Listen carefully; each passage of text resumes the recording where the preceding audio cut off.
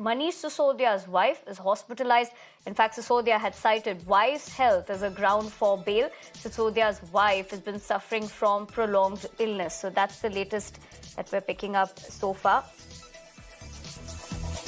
in terms of Manish Sisodia's wife has been hospitalized. Remember earlier as well, Sisodia's counsel had sought bail on these grounds. So what we know is that Manish Sisodia's wife is suffering from a prolonged illness, and in the latest, Manish Sisodia's wife has been hospitalized.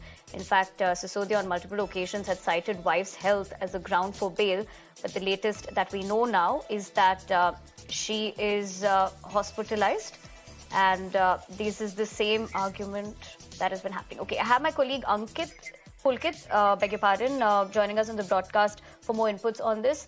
Pulkit, good afternoon. हमें बताइए कि अभी जानकारी ये मिल रहा है कि मनीष सिसोदिया की वाइफ हॉस्पिटलाइज हुई है और यही डिटेल्स उन्होंने उनके काउंसिल जो आर्ग्यूमेंट में थे बेल के ग्राउंड्स पे पहले भी उन्होंने इसको साइट किया हुआ था।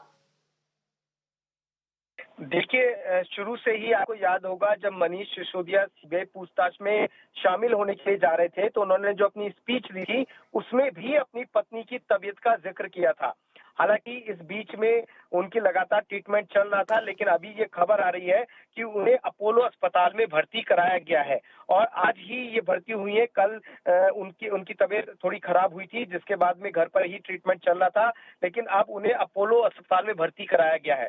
और जो बेल का ग्राउंड है या बेल के लिए अर्जी लगाई गई थी उसमें भी इस बात का जिक्र किया गया था और मनीष सिसोदिया ने सीबीआई पूछताछ से पहले भी इस बात का जिक्र किया था कि उनका बेटा जो है वो देश से बाहर पढ़ाई के लिए गया हुआ है और ऐसे में उनकी जो पत्नी है वो घर पर अकेली रहती है, बीमार रहती है, तो उनकी तबीयत की चिंता उन्होंने जाहिर की थी और आज उन्हें उनकी पत्नी को अपोलो अस्पताल में भर्ती कराया गया है।